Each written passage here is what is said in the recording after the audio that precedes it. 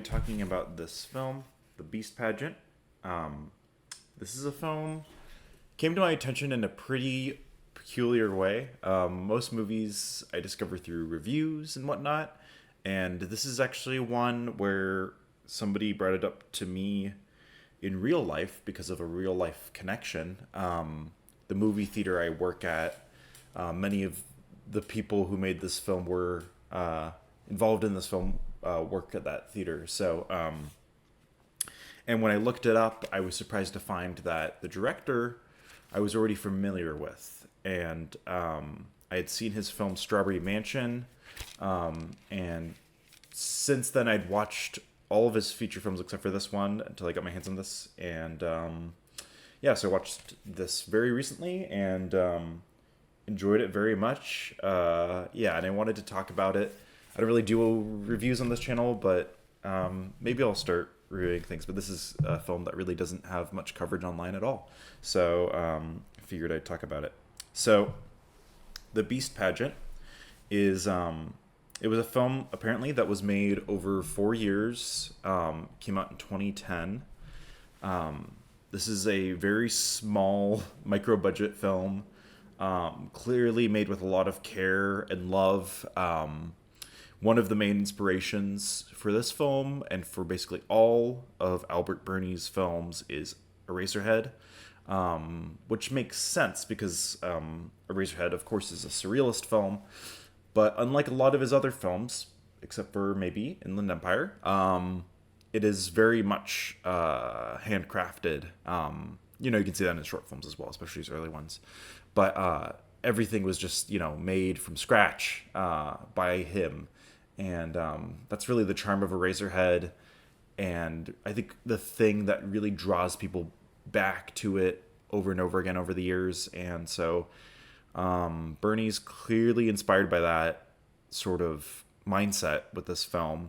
And I do think it pays off quite well.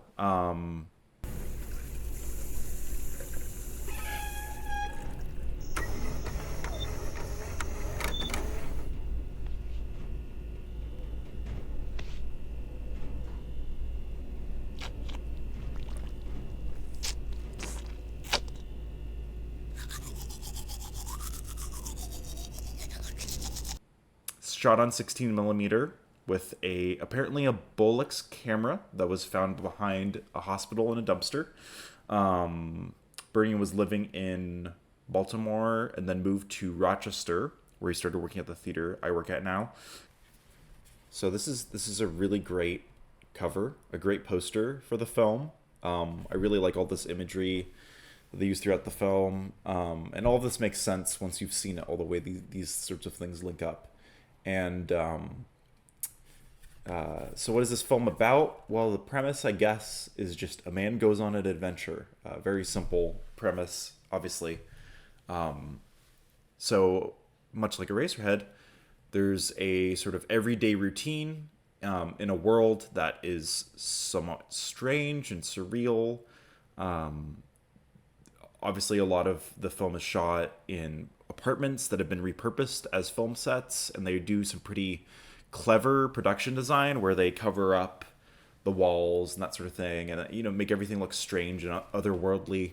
And in the living space of the protagonist, there's this really large computer. It plays a big role in the film. I'll talk about that more later.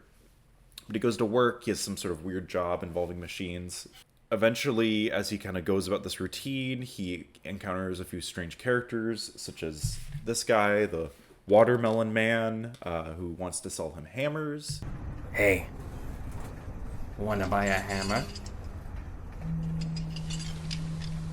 What am I gonna build? Who said anything about building?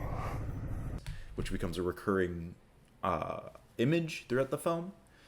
But eventually, he becomes inundated with all this advertising that the computer does for him. And the advertising is shown in a very strange way. There's like these little animations and songs, and then a person who's like actually inside of the computer. For a delicious bowl, just say fish chompers into your speaker horn now. But yeah, it's a very interesting way of showing a computer. But eventually, it's kind of ambiguous, but the adventure the man goes on seems to be he kind of enters this other world after he drowns in garbage in his apartment.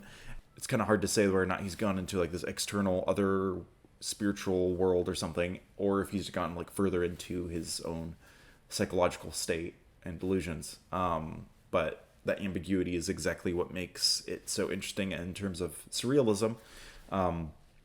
There's definitely a lot of really surreal imagery. Some highlights definitely include the creatures that are covered in like branches and foliage, especially the one with the horns. There's a naked couple that lives in a tiny house that the protagonist interacts with. Oh, and a major part of the film is that the protagonist has this sort of like thing growing out of his stomach. It looks like a body horror thing at first, but then once it comes out, it's just like a tiny version of himself that plays the guitar. And the rest of the film turns into a musical of sorts. So it definitely parts from the tone of something like Eraserhead.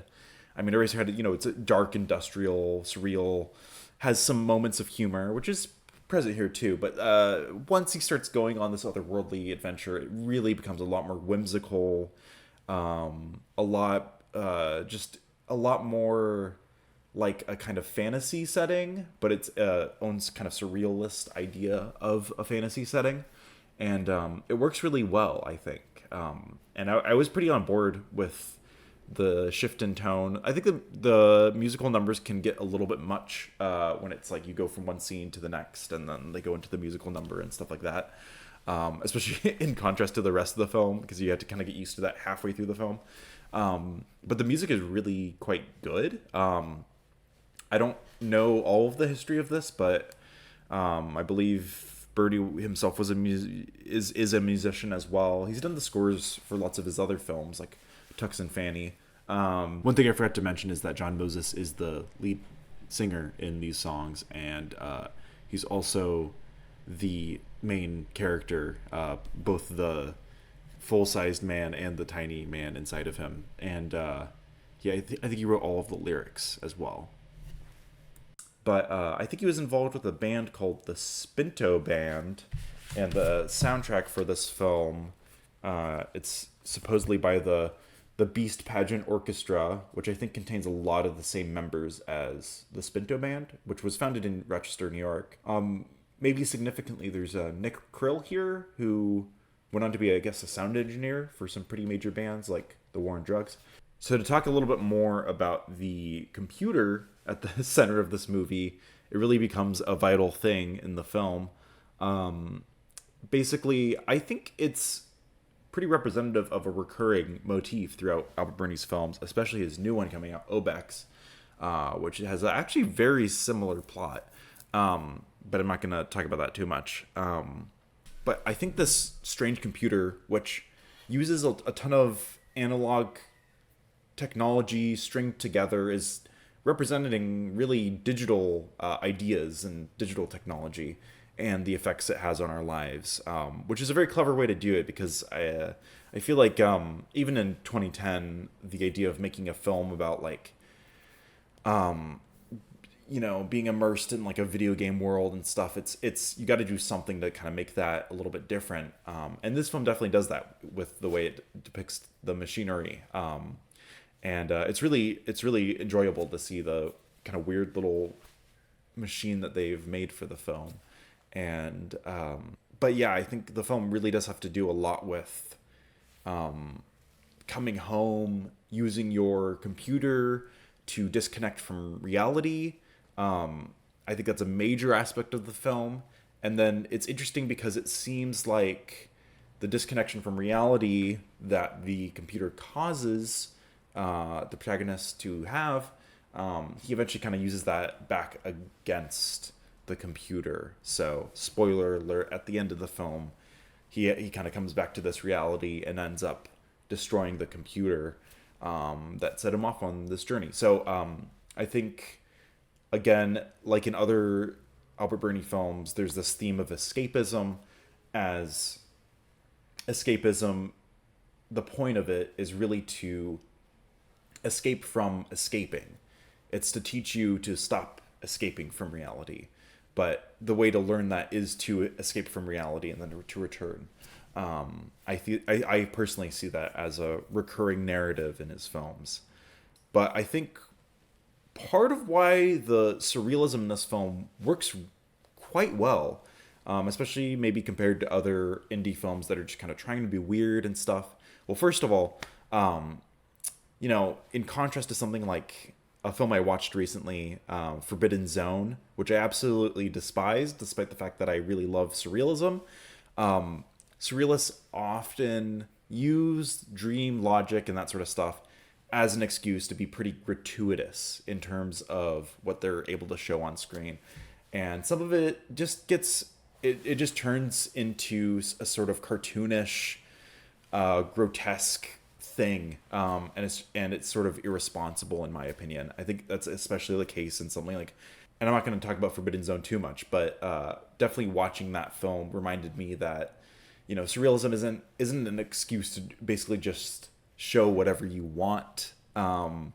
It's an excuse to be able to sort of immerse audiences in a different feeling, a different type of cinema than they're usually able to experience. And I think Beast Pageant does that pretty well because all the things in the film, like the watermelon man, the hammers, all these, there's a lot of fish, a lot of dead fish and stuff like that. I think what's really important to do surrealism right is to not make those things merely symbols. They're not like merely a symbol for one thing. It's not a 1-to-1 ratio, and you can't really like decode it in that way. It's definitely, these images like definitely correlate to things, and they're supposed to make you feel certain things, but they're not supposed to be directly decoded. And I think that's an important aspect. All right, and finally, another thing that I see in this film that you see in other films by Birney is advertising plays a major role, like I said, with the computer. And I really do like the animations that they have to depict the advertisements and stuff like that. But you can see that, in some of the next films he makes. Even in Silvio, his film that's like about a gorilla who smashes things based on a Vine character he basically came up with. That film is very much about advertising as well. And then when it comes to Strawberry Mansion, the whole premise of that film is the concept of auditing dreams and putting advertisements in people's dreams and that sort of thing. So that's an interesting thing, the kind of the negative psychological effects of taking in advertising, I think, is a thing, and the way that it affects our dreams. And they can have sort of wonderful things in them, but they can also become another way of dissociating from reality. Well, what sort of flaws do I see, or what issues do I have? In terms of a low budget film, I think it's really a really great example of what you can do with very little budget. And I think I'd like to see this be viewed more widely by people who do micro budget cinema. I think they'd find it very inspiring and helpful to watch. But I do definitely think that the narrative is relatively weak. I mean, there's some interesting themes and interesting images and stuff, but the characters, it's hard to feel any attachment to them, which is sort of comes with the territory of what they're doing to some extent. I think later characters in some of his films, he's able to achieve an amount of character development and sympathy that he doesn't have here. And ultimately, the film, on some level, you could kind of see it as like a show reel, or kind of showing you what this director can do. Jon Moses and Albert Birney, like what they're capable of in terms of imagery and filmmaking. But yeah, I can't help but see a lot of these sorts of absences in the film as negatives. And again, like I think a lot of that is remedied just with having more resources to work with and that sort of thing. But yeah, I think it really is smart with a film like this to basically like invoke, like I haven't even mentioned this, but there's definitely like a lot of kind of German expressionist kind of motifs here too, which of course is a huge influence on Eraserhead as well. But just kind of invoking the cinematic past can be really good, I think, for small budget films. Great, so The Beast Pageant, pretty good movie. Definitely recommend it if you like surrealist film and weird stuff, and you have a open mind when it comes to lower budget weird movies. You definitely will not be disappointed.